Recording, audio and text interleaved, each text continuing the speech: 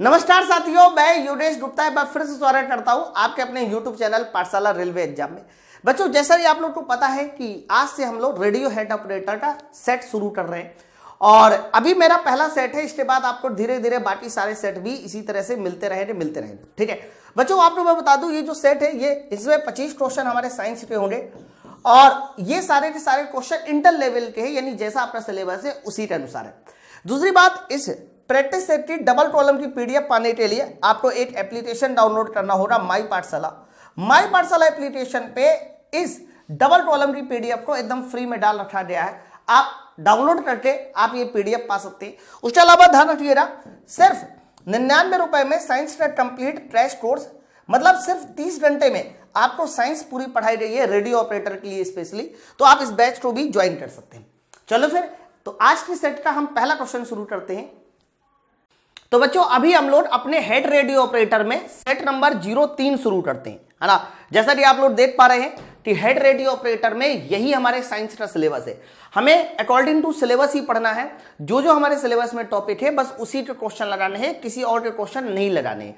बहुत सारे लोग जो है ना कुछ भी पढ़ रहे हैं, कुछ भी पढ़ा रहे हैं, ऐसा बिल्कुल भी नहीं करना है। फिलहाल मैं आप लोग को बता दूं यहां पर, अगर इसके ये आज का हमारा जो है वो कौन सा सेट है, ये सेट नंबर 03 है और इसकी डबल कॉलम की जो पीडीएफ है वो आपको बगल में असाइनमेंट में मिल जाएगी, जहां भी आप क्लास देख रहे हैं। ठीक है, पहला क्वेश्चन देखिए क्या पहला क्वेश्चन लिखा है कि केंद्रीय बल से, अब ये सवाल देखो किसका है सर, ये सवाल है तुम्हारे रोटरी मोशन का।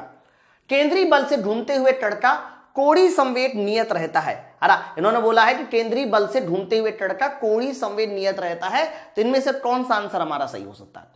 बच्चों, मैंने आप लोगों को कई बार बताया है, जब भी कभी लगने वाला नेट फोर्स 0 होता है, लगने वाला नेट फोर्स 0 होता है तो रेखीय संवेग कांस्टेंट होता है। क्या कांस्टेंट होता है? रेखीय संवेग। अगर नेट फोर्स 0 है तो रेखीय संवेग कांस्टेंट होगा। लेकिन ध्यान रखना, अगर नेट बलाढूढ़ 0 है, अगर नेट बलाढूढ़ 0 है बच्चों, तो ध्यान रखना हमारा कोणीय संवेग जे कांस्टेंट होता है, तब हमारा कोणीय संवेग जे कांस्टेंट होता है। मेरी बात समझ पा रहे हैं ना। तो आप लोगों को ये 2 पॉइंट एकदम याद होने चाहिए। फिर से देखिए, अगर नेट बल 0 है तो रेखीय संवेग, नेट बलाढूढ़ 0 है तो कोणीय संवेग। अब हमें कोणीय संवेग को नियत रखना, देख रहे हैं ना। तो बताइए बलाढूढ़ कैसा होना चाहिए सर? बलाढूढ़ 0 होना चाहिए, इसलिए इसका सही आंसर ऑप्शन नंबर सी के साथ जाने वाला है सर, 0 टॉर्क के साथ। ठीक है, इस बात को याद रखिएगा और ये सब चीजें मैंने आपको थ्योरी में एकदम क्लियर कट समझाई है। नेक्स्ट आइए, दूसरा, यदि कोई वस्तु एक त्वरण से गति कर रही है, मतलब कोई वस्तु एक एक्सेलरेशन के साथ गति कर रही है, और तो कौन सी राशि नियत रहेगी? मेरे भाई, अगर वस्तु में त्वरण है, एक्सेलरेशन है ना, मैं आपको बता दूं, मान लीजिए तुम्हारे पास एक्सेलरेशन है 3 मीटर पर सेकेंड स्क्वायर, ये एक्सेलरेशन है।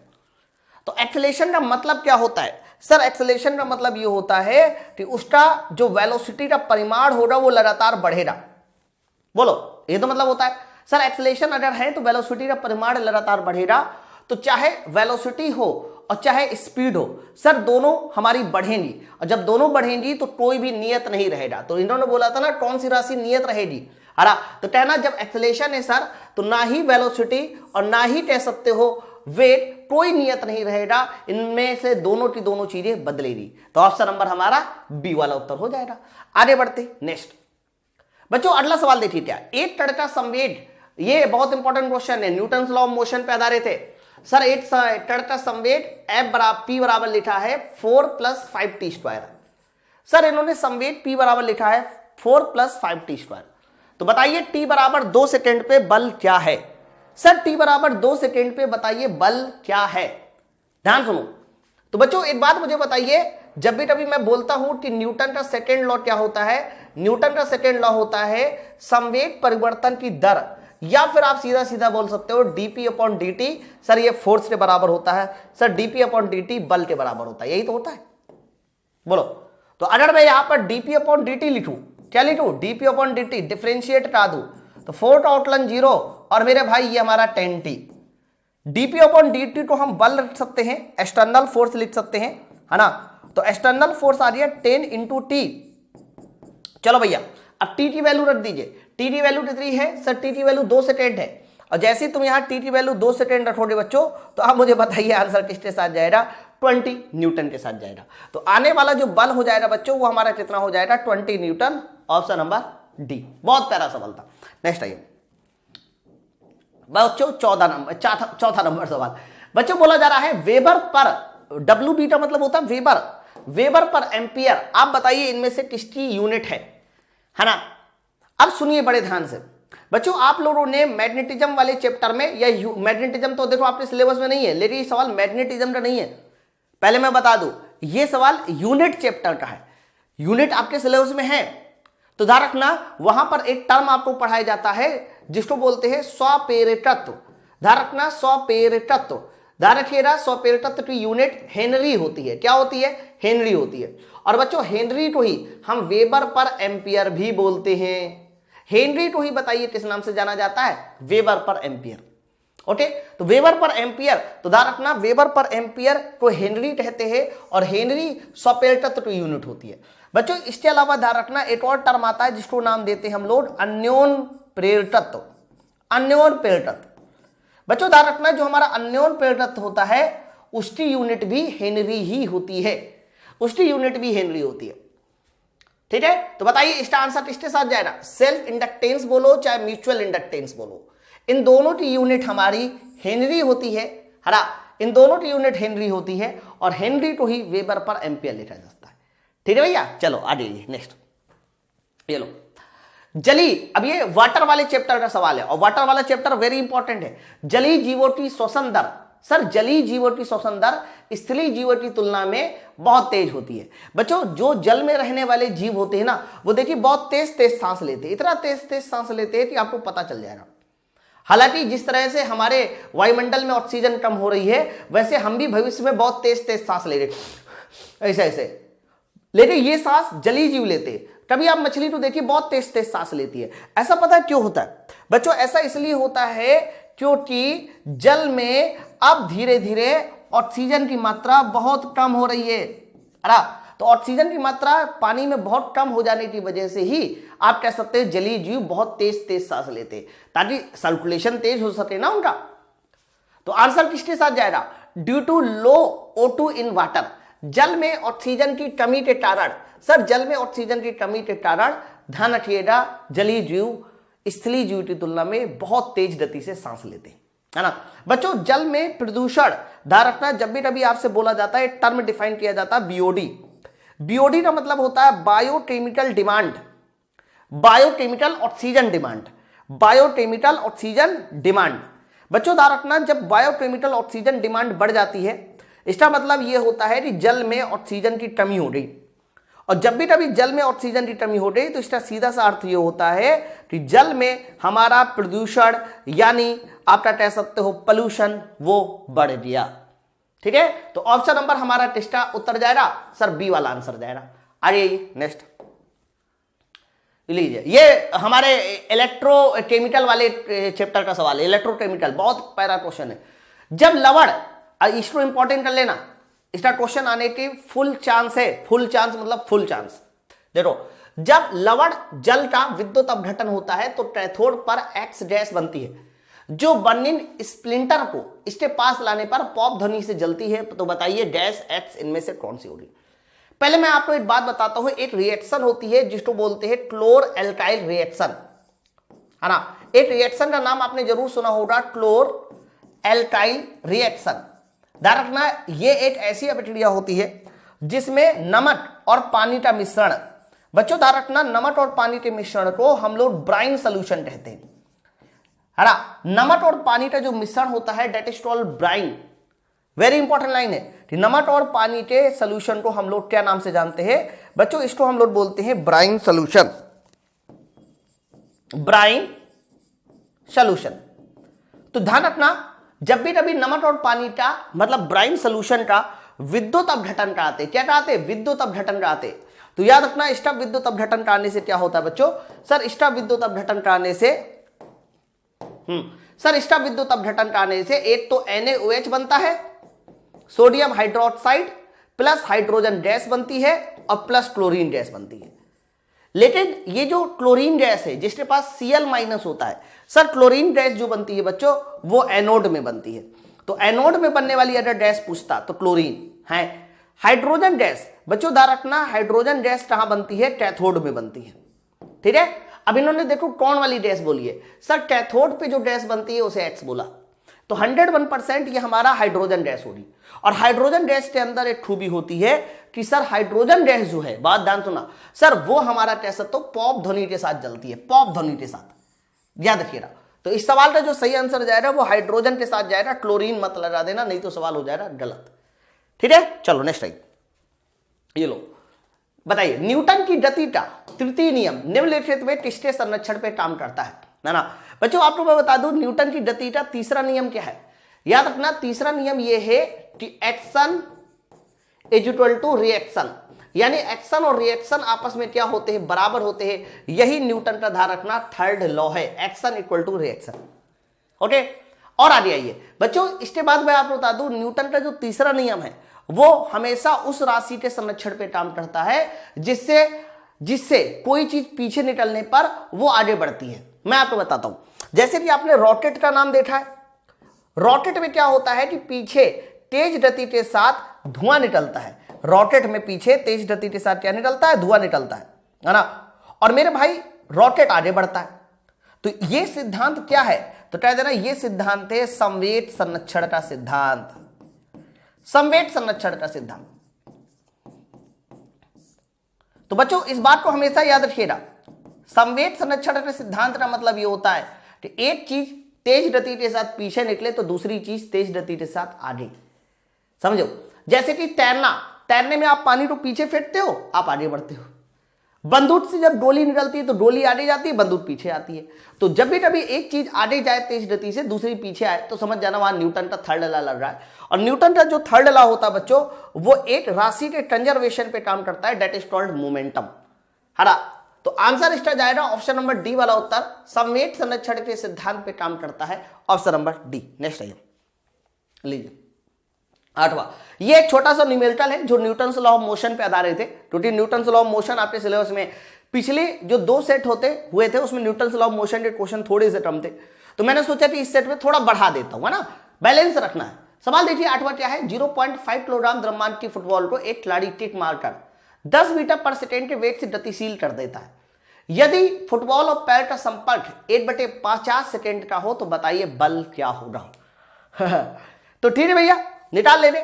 आप मुझे बताओ पहले, बल न्यूटन का जो सेकेंड लॉ होता है उसके अनुसार बल F बराबर होता है m × a। मेरे भाई इस एक्सेलरेशन को हम लोग वेलोसिटी में परिवर्तन बटे समय भी लिख सकते हैं।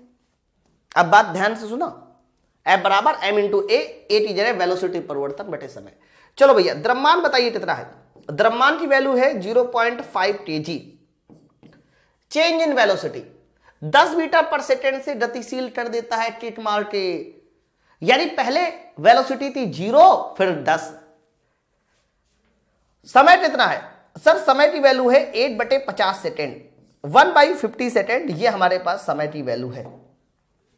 आप मेरी बात समझ रहे हैं ना, तो बोलिए अगर मैं इसका मल्टीप्लाई कर दूं तो ऊपर जाएगा, तो मेरे हिसाब से जो आंसर मुझे साफ साफ दिखाई दे रहा है 250 न्यूटन। मेरे भाई इस पूरी कैलकुलेशन को सॉल्व करके देख लीजिए, आंसर हमारा 250 न्यूटन आएगा। भाई ये 500 का आधा 250, आंसर इस सवाल में जाएगा ऑप्शन नंबर सी वाला उत्तर। तो ऐसे सवाल एकदम आसान होते हैं, ये मत सोचना कि बहुत ज्यादा टफ क्वेश्चन है, बिल्कुल भी टफ क्वेश्चन नहीं है, एकदम आसान क्वेश्चन है। ठीक है, नेक्स्ट आइए, ये लो, ये भी हमारा एक बढ़िया कॉन्सेप्ट पे आधारित सवाल है, और ये भी हमारा न्यूटन के थर्ड लॉ पे आधारित है, संवेग संरक्षण का सिद्धांत। ध्यान से समझना इस क्वेश्चन को। 1000 किलोग्राम की एक गाड़ी धड़सड़ 36 पटरी पर 50 किलोमीटर प्रति घंटा के वेग से चल रही है। ठीक है, 250 किलोग्राम के द्रव्यमान इसमें गिराया जाता है, अब वह जिस वेग से चलेगी आपको वो बताना है। बहुत बढ़िया सवाल। देखो जैसे कि मान लीजिए आपके सामने ये गाड़ी है कोई, है ना, और थोड़ी देर के लिए मान लेते हैं कि गाड़ी का जो सिरा है, ऊपर वाला सिरा, वो खुला हुआ है। वो क्या है, खुला हुआ है। गाड़ी का वजन कितना है सर, गाड़ी का वजन है 1000 किलोग्राम। सर 1000 किलोग्राम की गाड़ी है, कितने वेलोसिटी से चल रही है बच्चों, ये चल रही है 50 किलोमीटर प्रति घंटा की वेलोसिटी से। मतलब आप ये समझो कि गाड़ी थी 1000 किलोग्राम की, 50 किलोमीटर प्रति घंटा की वजन से चल रही है। लेकिन हमने क्या किया, इसके ऊपर से सर, इसके ऊपर एक द्रव्यमान गिरा दिया ऐसे, बच्चों स्टा द्रव्यमान कितना बोला जा रहा है? सर स्टा द्रव्यमान बोला है 250 किलोग्राम। ये देखो, यानी ये द्रव्यमान इस पे ऐसे गिरा दिया, तो बताइए गिरा देने के बाद अब वह जिस वेट से चलेगी आपको वो वेट बताना है। यानी जैसे ये द्रव्यमान गिरा दिया जाएगा बच्चों, तो जो हमारा अंतिम वेट होना चाहिए वो वेट बताना है। अंतिम वेट क्या होना चाहिए गिरा देने के बाद? आपको लगेगा क्या सर बहुत कठिन सवाल है, नहीं ऐसा है बच्चों, कुछ नहीं करना। ध्यान रखना, ऐसे सवालों में हमें एक सिद्धांत लगाना होता है, संवेग संरक्षण का सिद्धांत। और ध्यान रखना, संवेग संरक्षण का सिद्धांत यह कहता है कि घटना होने के पहले का संवेग बराबर घटना होने के बाद का संवेग, है ना। संवेग क्या होता है? मोमेंटम क्या होता है? सर मोमेंटम होता है मास इंटू वेलोसिटी। तो बच्चों जब यह द्रव्यमान नहीं गिराया गया था तब गाड़ी का द्रव्यमान था 8000 और गाड़ी की स्पीड थी 50। आप मेरी बात समझो। फिर जब ये द्रव्यमान गिरा दिया जाएगा तो द्रव्यमान टोटल कितना हो गया? 1000 और 250, यानी द्रव्यमान हो जाएगा तुम्हारा 1250। और द्रव्यमान गिरा देने के बाद आपको वेलोसिटी v पूछ रहा। अब मेरी बात समझ पा रहे हैं ना? तो घटना होने के पहले का मोमेंटम बराबर घटना होने के बाद का मोमेंटम, है ना। तो पहले का मोमेंटम मास इंटू वेलोसिटी, बाद का मोमेंटम मास इंटू वेलोसिटी। अब ये कैसे सवाल सॉल्व हो रहा है? तो बच्चों 1 0 से 1 0 कैंसिल। आप गौर से देखिए तो 5 से अगर इसको कैंसिल किया जाए तो 25 बार जाएगा, और 25 को बाद में अगर हम 1000 से कैंसिल करें तो 25 चोटो 100 और 1 0 और, तो फाइनली आपको बाद वाली जो वेलोसिटी है वो पता चल जाएगी 40 किलोमीटर पर आवर। देख लो, तो आंसर जो इसका जाने वाला है वो किसके साथ जाएगा? सर इसका आंसर जाएगा तुम्हारा 40 किलोमीटर पर आवर के साथ। ऑप्शन नंबर बताइए कौन वाला हो जाएगा? सी वाला आंसर इस सवाल का सही उत्तर होगा। आगे बढ़ते नेक्स्ट क्वेश्चन। ये लो, ये भी हमारा न्यूटन लॉ ऑफ मोशन पे आधारित है। क्वेश्चन नंबर 10वां बहुत प्यारा सवाल है। एक हल्की डोरी घर्षण रहित झिल्ली के ऊपर से गुजरती है। इसके एक सिरे पे m, दूसरे सिरे पे 3m द्रव्यमान है। ये झिल्ली वाला सवाल, ये सब न्यूटन लॉ ऑफ मोशन है। मान लीजिए तुम्हारे सामने एक मैं इस तरह से पुली बना दूं, और बच्चों इस पुली पर मैंने इस तरीके से डोरी लटका दी ऐसे। इस पे एक द्रव्यमान मैंने लटका दिया 3m द्रव्यमान का, और जो दूसरा द्रव्यमान है वो बताइए किसका है? सर दूसरा है m द्रव्यमान का। हला सर एक हल्की डोरी घर्षण झिल्ली से गुजरती है, इसके एक सिरे पे m, दूसरे सिरे पे 3m है। तो बताइए निकाय का त्वरण क्या होना चाहिए? एक्सेलरेशन पूछ रहा है, कैसे निकलेगा? तो बच्चों पहले आप ये समझो कि 3m बड़ा है, तो इस पर नीचे की ओर एक भार काम करने लगेगा 3mg काम करने लगेगा। m छोटा है तो m पर एक भार काम करने लगेगा mg। बोलिए भाई, करने लगेगा। अब आप बताओ बॉडी कहां की ओर मूव करेगी? तो कहना है ना 3m वाला द्रव्यमान नीचे की ओर आएगा with an acceleration a, m वाला द्रव्यमान ऊपर की ओर जाएगा विद एन एक्सेलरेशन a। हमेशा इस बात को याद रखना, जब डोरी से पिंड बंधे होते हैं तो उन सभी का एक्सेलरेशन बराबर होता है। जैसे कि आप देखो ट्रेन के डिब्बे, तो जो एक्सेलरेशन इंजन का होगा सर वही एक्सेलरेशन पहले डिब्बे का भी होगा, दूसरे का भी होगा, तीसरे का भी होगा, है ना। आप मेरी बात समझ पा रहे हैं? तो मेरे कहने का मतलब यह है कि जो एक्सेलरेशन हमारे 3m का होगा बच्चों वही एक्सेलरेशन m का होगा। लेकिन ये एक्सेलरेशन निकालने का डायरेक्ट तरीका होता है। जब आपको ये एक्सेलरेशन a निकालना हो तो बच्चों ऊपर हम लोग रखते हैं नेट फोर्स और डिवाइड बाय नीचे रखा जाता है नेट मास। अगर आपने ऊपर नेट फोर्स और नीचे नेट मास रख के कैलकुलेशन सॉल्व कर ली तो हम एक्सेलरेशन चुटकी बजाते निकाल सकते हैं। लेकिन नेट मास में तो कोई दिक्कत नहीं आएगी। नेट मास कितना कह देना m 3m, तो नेट मास हो गया 4m। नेट मास में कोई दिक्कत नहीं, लेकिन नेट फोर्स कैसे निकले? तो बच्चों नेट फोर्स निकालने के लिए बस आपको इतना देखना है कि जो फोर्स मोशन का साथ दे उसे प्लस और जो फोर्स मोशन का विरोध करे उसे माइनस। जैसे कि सर गति की डायरेक्शन देखिए कहां की ओर है? गति तो सर नीचे है। सर गति नीचे होगी, ये पिंड नीचे आएगा और द्रव्यमान 3mg भी नीचे है, तो 3mg कहीं ना कहीं गति का साथ दे रहा है, इसीलिए साथ दे रहा है तो 3mg को आपने प्लस ले लिया। क्या ले लिया? प्लस। इधर आइए सर, ये m द्रव्यमान बच्चों, m द्रव्यमान की गति ऊपर की ओर है और mg कहां लगा है? नीचे। m द्रव्यमान की गति ऊपर की ओर है और mg कहां लगा है, नीचे। इसीलिए आप कह सकते हैं कि ये mg उसका विरोध कर रहा है, गति ऊपर mg नीचे, विरोध हो गया, उल्टा है। इसलिए यहां पर ये जो mg हो रहा है ये गति का विरोध कर रहा है बच्चों, तो यहां माइनस ले लेना। तो बस प्लस और माइनस का ध्यान रखते हुए आप पहले नेट फोर्स निकाल लो। नीचे नेट मास तो हमेशा जुड़ेगा ही जुड़ेगा, उसमें प्लस माइनस नहीं है। और जैसे ही मैं इस कैलकुलेशन को सॉल्व करूंगा बच्चों, तो आप देखो ऊपर हो जाएगा हमारा 2mg, नीचे हमारा हो जाएगा 4m। और आप देख पा रहे तो बच्चों यहां पर 2m 4m 2 बार कैंसिल हो जाएगा, तो एक्सेलरेशन A बराबर आ जाएगा g/2। ये हमारा एक्सेलरेशन आ गया। अब देख लो g/2 का आंसर कौन सा है सर, ऑप्शन नंबर सी सही। क्लियर है ना। तो ये बढ़िया कॉन्सेप्ट था न्यूटन लॉ ऑफ मोशन पे।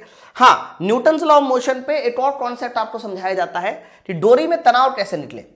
जैसे कि आप यहां पर m द्रव्यमान में डोरी में तनाव निकालना चाहते हैं, डोरी में तनाव क्या होगा। हालांकि जब डोरी समान होती है तो तनाव भी समान होता है, आप बात समझो।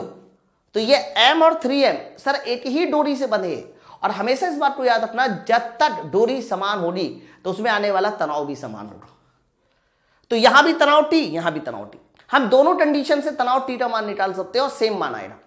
बस आपको करना क्या है कि तनाव T का मान निकालने के लिए आपको एक इक्वेशन लगानी होगी कि नेट फोर्स बराबर होता है मास इंटू एक्सेलरेशन, ये। और इसके लिए आपको ये सोचना पड़ेगा कि नेट फोर्स कहां। जैसे कि m द्रव्यमान को देखो बच्चों, m द्रव्यमान को देखो गौर से, तो m द्रव्यमान की गति कहां की ओर हो रही है सर, इसकी गति ऊपर हो रही है। तो इसका मतलब T और mg में से T ज्यादा होगा क्योंकि ऊपर की ओर गति हो रही है। तो नेट फोर्स यहां निकाला जाएगा T माइनस mg, गति ऊपर T ज्यादा। m द्रव्यमान का मास m और एक्सेलरेशन तो उसका आप निकाल ही चुके हो g/2। ये देखो, तो बच्चों यहां से आप कह सकते हैं कि T बराबर ये उधर जाएगा तो तनाव की वैल्यू आ जाएगी 3mg/2। देख लो टेंशन का जो मान आ गया बच्चों वो कितना आ गया, 3mg/2 आ गया। मतलब टेंशन ये जो मैंने निकाला ना सर, ये मैंने निकाला है m द्रव्यमान से। ये टेंशन जो निकाला है वो मैंने कहां से निकाला है, m द्रव्यमान से निकाला है। लेकिन यही टेंशन हम लोग अपने 3m द्रव्यमान से भी निकाल सकते हैं, बिल्कुल। देखो अब सेकेंड मेथड सुनिए, सेकेंड मेथड में हम 3m से निकालेंगे। अब ये बताओ, ये जो 3m है ये कहां मोशन कर रहा है, नीचे।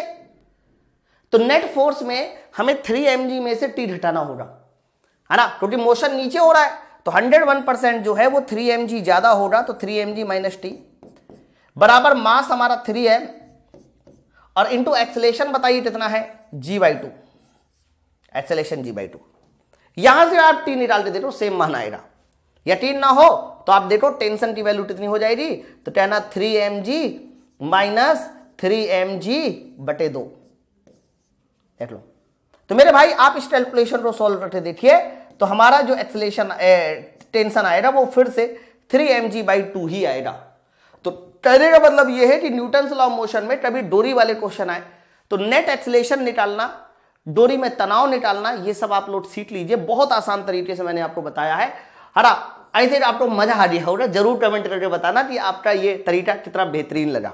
नेक्स्ट आइए 11वां नंबर क्वेश्चन। ये बड़ा प्यारा सवाल है, ये भी सब न्यूटन लॉ ऑफ मोशन पे। 10 ग्राम और 40 ग्राम की दो ट्रॉलियां P और Q, सर इनके वेट इतना इतना दिख रहे हैं, तो दोनों ट्रॉली को गीली मिट्टी की दीवार से टकराती हैं।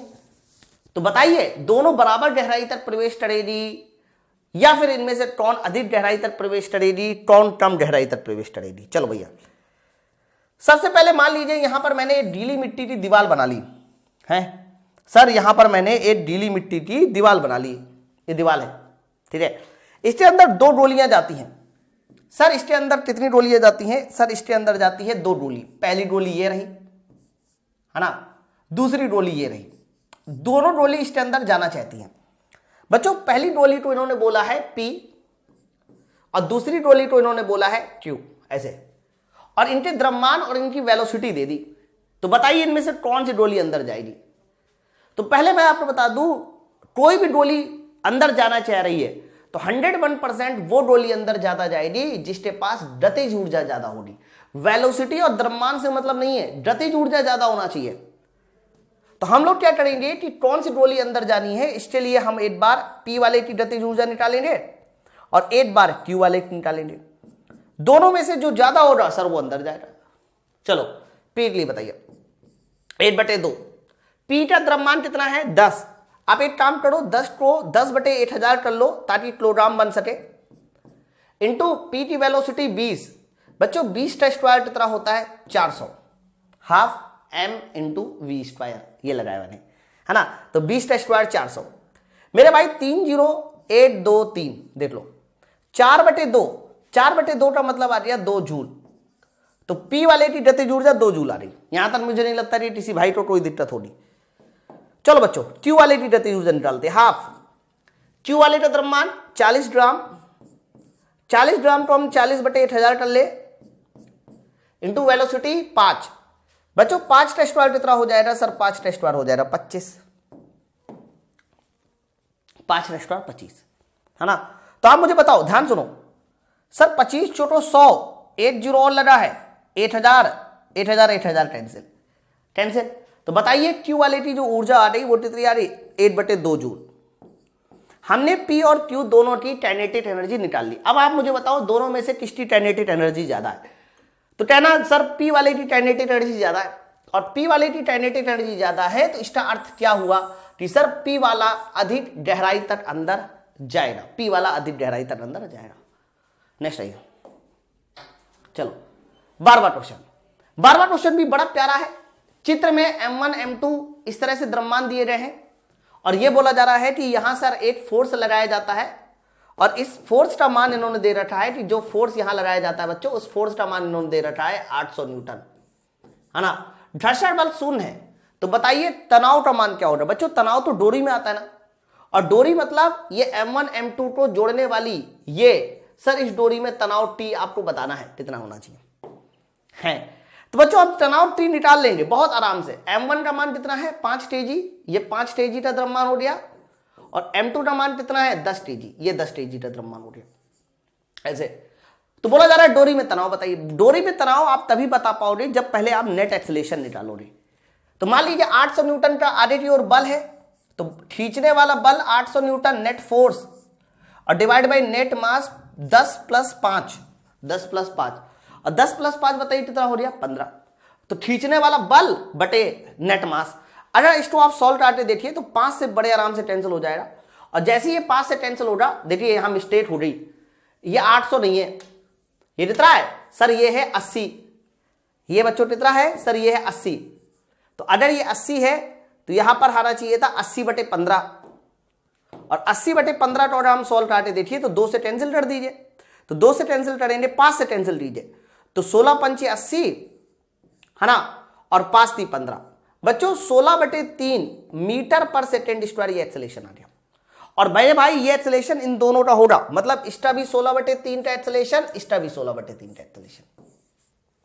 अब प्रश्न ये तनाव कैसे निकाले। तो तनाव के लिए या तो M2 में इक्वेशन लगा दो या M1 में लगा दो, लेकिन आसान होगा M1 में। क्यों, क्योंकि M1 को सिर्फ T खींच रहा है। M2 के लिए लगाते तो 80 खींच रहा है और T विरोध कर रहा है, तो हमें घटाना पड़ता। तो बच्चों हम लोग अगर M1 में इक्वेशन लगा दे, न्यूटन सेकेंड लॉ, तो बच्चों आप देखिए M1 द्रव्यमान को सिर्फ T खींच रहा है, इसलिए T बराबर, या फिर आप सीधे सीधे एक बार फॉर्मूला लिख दीजिए, नेट फोर्स बराबर M × A होता है।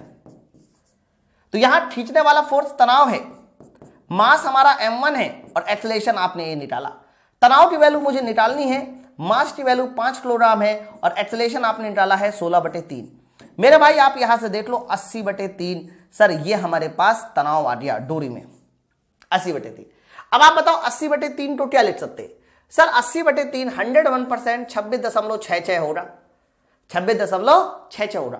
हालांकि यही मान आप M2 में भी इक्वेशन लगा के कर सकते थे, लेकिन M2 की इक्वेशन पता है कैसी बनती, खींचने वाला फोर्स 80, पीछे T बराबर मास 10 kg और एक्सेलरेशन 16/3। आप यहां से भी सॉल्व करके देखिए, हमारा जो तनाव आएगा वो भी अभी 80/3 ही आएगा, 80/3। तो कहने का मतलब ये है कि आपको तरीके पता होना चाहिए कि सवाल कैसे सॉल्व करना है, बात समझे ना। चलो आगे बढ़ते। अब देखो 13वां नंबर सवाल क्या है, ये भी बेहतरीन सवाल है, मतलब ये सब चुनिंदा सा क्वेश्चन है। कोई कण एक्स वाई समतल पे बल एफ के प्रभाव में इस तरह से गति करता है कि रेखीय संवेग का घटक समय टी पर पी एक्स इतना है, पी वाई इतना है। बच्चों सबसे पहले यहां देखो घटक इन्होंने दिया है, पी एक्स का घटक दिया है और पी वाई का घटक दिया है ना। फिर ये बोला जा रहा है कि समय टी पर बल एफ और संवेग पी के बीच का कोण बताइए। मतलब जो आपको एंगल बताना है वो किसके बीच का एंगल बताना है, वेक्टर एफ और वेक्टर पी के बीच का एंगल बताना है। ये वाला जो प्रश्न है ना, ये आपके दो टॉपिक को कवर करेगा। एक तो हमारा न्यूटन्स लॉ ऑफ मोशन को कवर करेगा, दूसरा वेक्टर को भी कवर करेगा, है ना। चलिए सुनिए, देखो जो हमारा संवेग है उसका एक्स और वाई कंपोनेंट पता है, तो अगर मैं संवेग के वेक्टर की इक्वेशन बनाऊं तो कहना संवेग के वेक्टर की इक्वेशन बनेगी एक्स वाला कंपोनेंट के साथ आई कैप लगा दीजिए और वाई वाला जो कंपोनेंट है उसके साथ जे कैप लगा दीजिए। बताइए, एक्स वाले कंपोनेंट के साथ आई कैप और जे वाले कंपोनेंट के साथ हमारा वाई वाले कंपोनेंट के साथ जे कैप। आपको ये बात पता होना चाहिए कि जब भी कभी संवेग दिया जाए तो उसका अवकलन काट के फोर्स निकाला जा सकता है।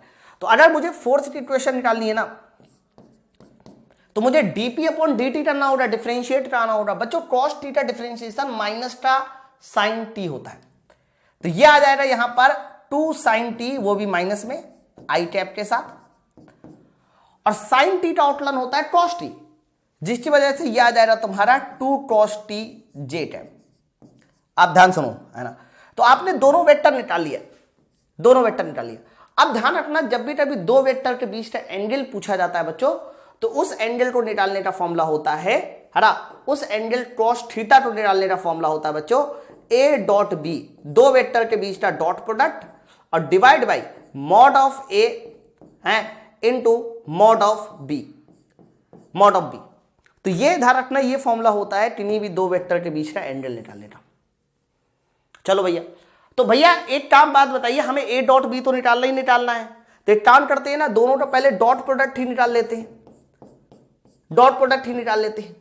तो मेरे भाई जैसे ही मैं डॉट प्रोडक्ट निकालूंगा तो आई का मल्टीप्लाई आई के साथ, सर इनका मल्टीप्लाई होगा तो 2 का मल्टीप्लाई 2 के साथ 4, तो माइनस का 4 sine t cos T.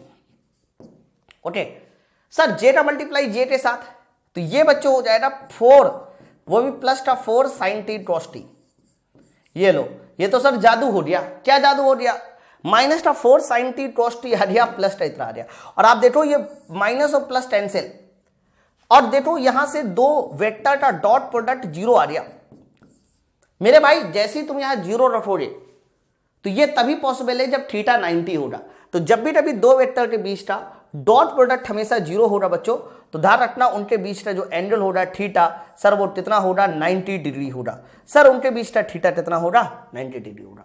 Option number बताइए किसके साथ जाएगा? ए वाला उत्तर होगा। बहुत प्यारा खूबसूरत क्वेश्चन था, मजा आ गया होगा वाले सवाल में। चलो नेक्स्ट आइए अगला बताइए बच्चों, ये भी हमारी यूनिट का सवाल है।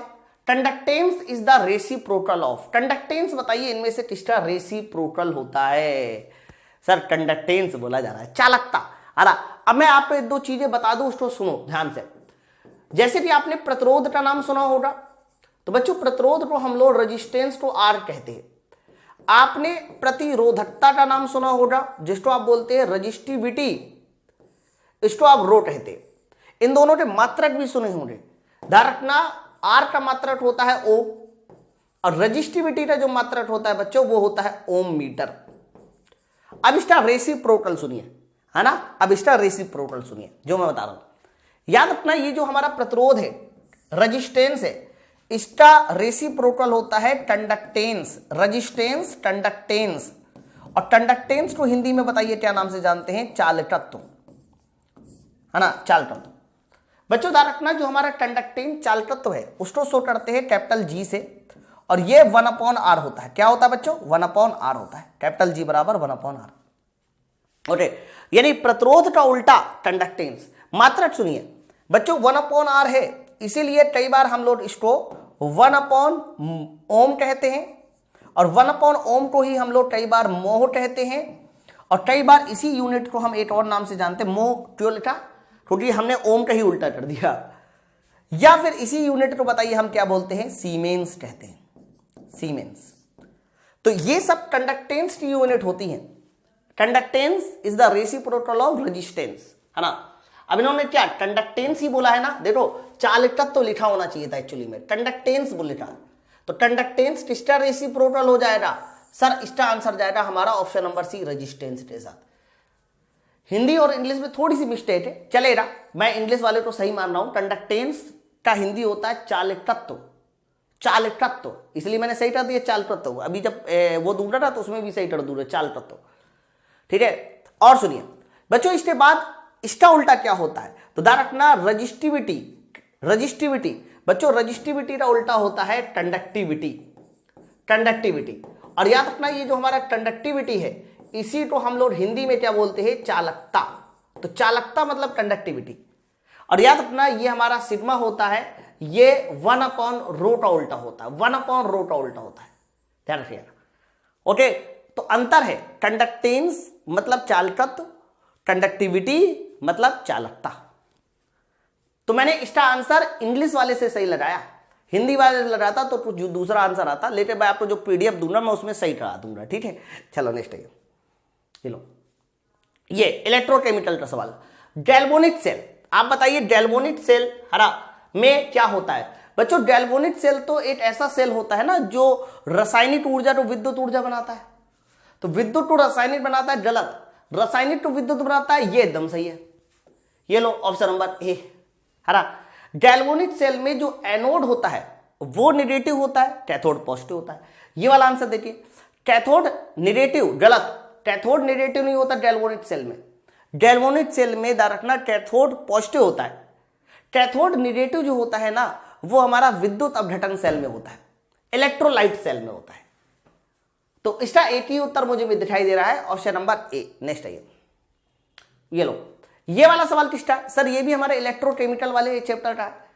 बच्चों बोला जा रहा है कि पिघले हुए कैल्शियम क्लोराइड से 20 ग्राम कैल्शियम के उत्पादन के लिए आवश्यक फैराडे की संख्या बता दो।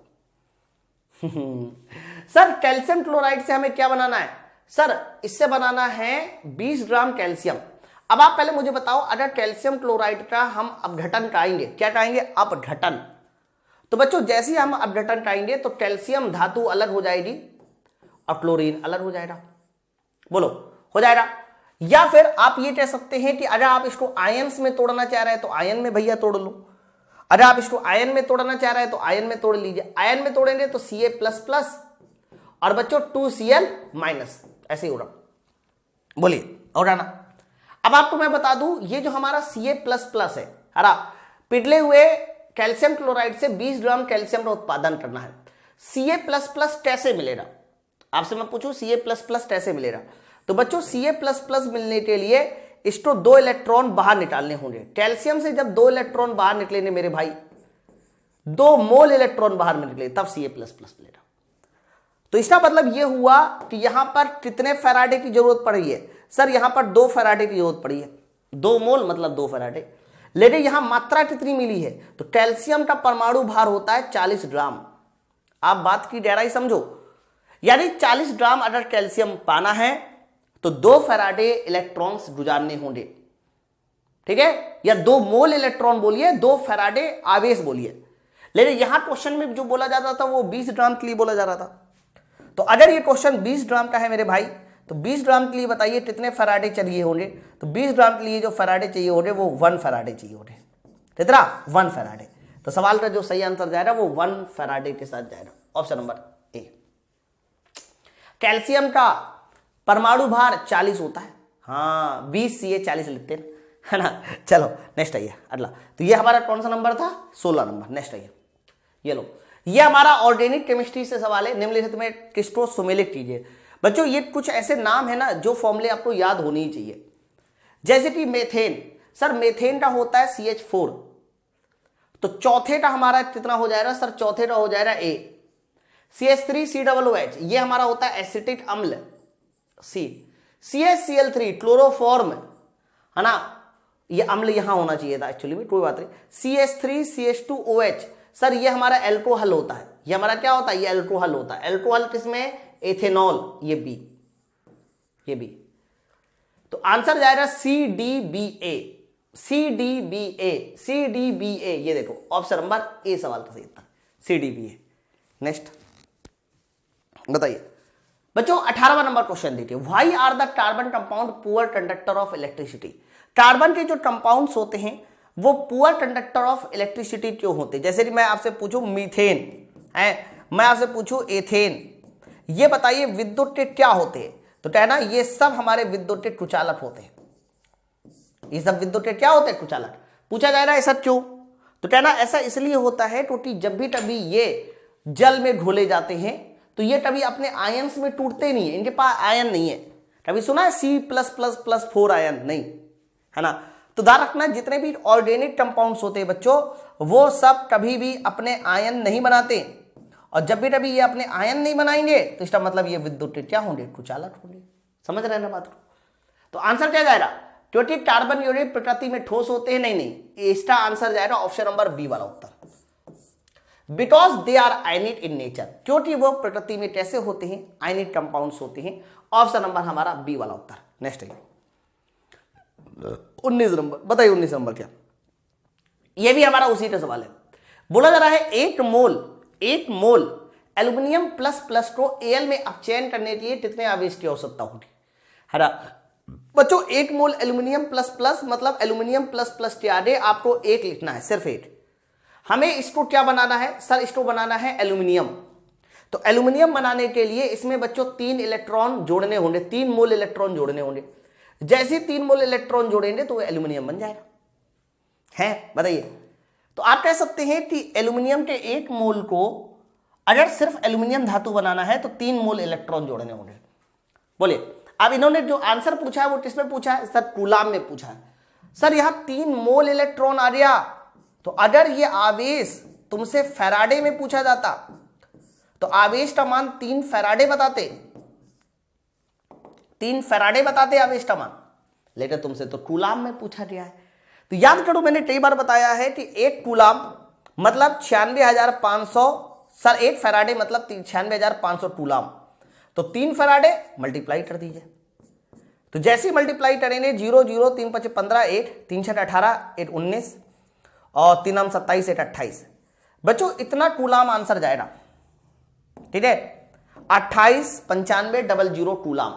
हाँ तो बच्चों 28,95,00 तो आप क्या लिख सकते हैं मेरे भाई, 101% ऑप्शन नंबर डी आएगा। आप इसको 2.895 इंटू 10 की पावर 5 लिख सकते हैं, ठीक है भैया। चलो नेक्स्ट आइए, ये कूलाम में है। नेक्स्ट है ये लीजिए, जल में लवण मिलाने को, इसको आप वेरी वेरी इंपॉर्टेंट कर लो। ये क्वेश्चन आने का सबसे भयंकर चांस है, मतलब सबसे ज्यादा भयंकर चांस इसी क्वेश्चन का है कि जल में अगर लवण मिलाते हैं तो बताइए इनमें से कौन सी घटना हो सकती है। अरे तो बच्चों मैं आपको पहले बता दूं कि जब भी कभी हम लोग जल में नमक मिलाते हैं, लवण मतलब यहां नमक से ही है, तो क्या क्या घटनाएं हो सकती हैं, क्या बढ़ सकता है, क्या घट सकता है, ये एक लाइन में एक जगह पे कहीं पर इकट्ठा करके लिख लीजिए। जैसे कि मान लीजिए आपने जल में नमक मिलाया, तो नमक मिलाने से सबसे पहला जो पॉइंट होता है बच्चों, उसका जो बॉइलिंग पॉइंट होता है वो क्या हो जाता है, बढ़ जाता है, बॉइलिंग पॉइंट बढ़ जाता है।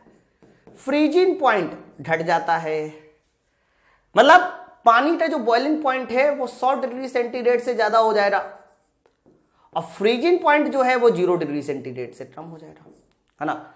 दूसरा एक और आता है बच्चों, इसकी जो डेंसिटी है, पानी की जो घनत्व है, पानी का घनत्व क्या हो जाता है, बढ़ जाता है। आप देखते होंगे जो पानी समुद्र वाला पानी होता है उसकी डेंसिटी ज्यादा होती है, डेंसिटी बढ़ जाती है।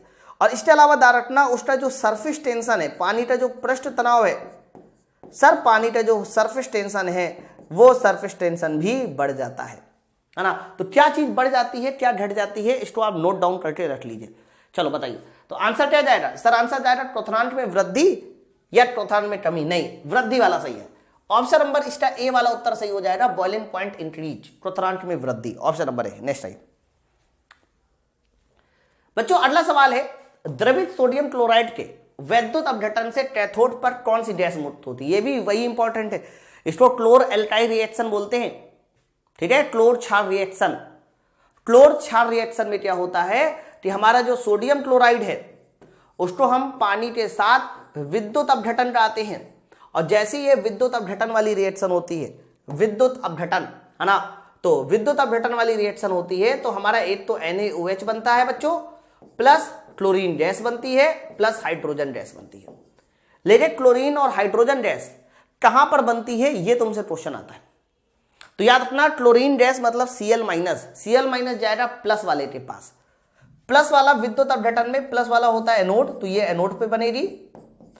और हाइड्रोजन जो होगी बच्चों वो बताइए कहां पर बनेगी? सर वो बनेगी कैथोड पे। ओके चलो बताओ, विद्युत अपघटन के कैथोड पे कौन मुक्त होता है? सर कैथोड पे हमारी हाइड्रोजन गैस मुक्त होती है। ऑप्शन नंबर ए, कैथोड पूछा है ना इन्होंने, देखो option number A, option number D, sorry D. Next है अगला, जल के संबंध में कौन सा कथन असत्य है? इन्होंने बोला है जल के संबंध में बताइए कौन सा कथन असत्य है। पहला देखिए, स्थलीय जीवों को जीवित करने के लिए शुद्ध जल चाहिए, बिल्कुल एकदम सही। अगर स्थलीय जीवों के पास शुद्ध जल नहीं होगा तो क्या वो जी पाएंगे? नहीं सर, शुद्ध जल चाहिए। प्रकाश संश्लेषण की प्रक्रिया के लिए जल की आवश्यकता है, बिल्कुल एकदम सही, ये भी सही है।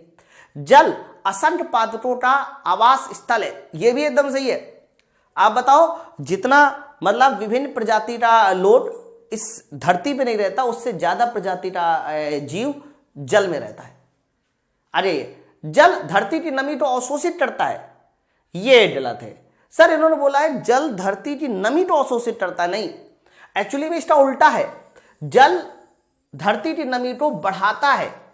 तो ये वाला आंसर गलत है, और आपने गलत वाला सर पूछा है, ऑप्शन नंबर डी सवाल का सही आंसर है, क्योंकि आपने गलत पूछा है ना, तो डी सही हो जाएगा। नेक्स्ट आइए 23वां, निम्नलिखित में कौन बुलेट प्रूफ सामग्री बनाने के लिए व्यापक है? इन्होंने बताया, पूछा है कि इनमें से वो कौन सा बहुलक है जो बुलेट प्रूफ सामग्री बनाता है। बुलेट प्रूफ समझते हैं, अरे जैसे कि बुलेट प्रूफ कांच होता है, आपने देखा होगा बुलेट प्रूफ कांच गाड़ियों में होता है, गोली चला दो गोली अंदर नहीं जाएगी। बुलेट प्रूफ जैकेट बच्चों, इन सभी के लिए जो मेन इस्तेमाल होता है वो पॉलीकार्बोनेट इस्तेमाल होता है, पॉलीकार्बोनेट। हालांकि ये जो है ना, ये बुलेट प्रूफ कांच है,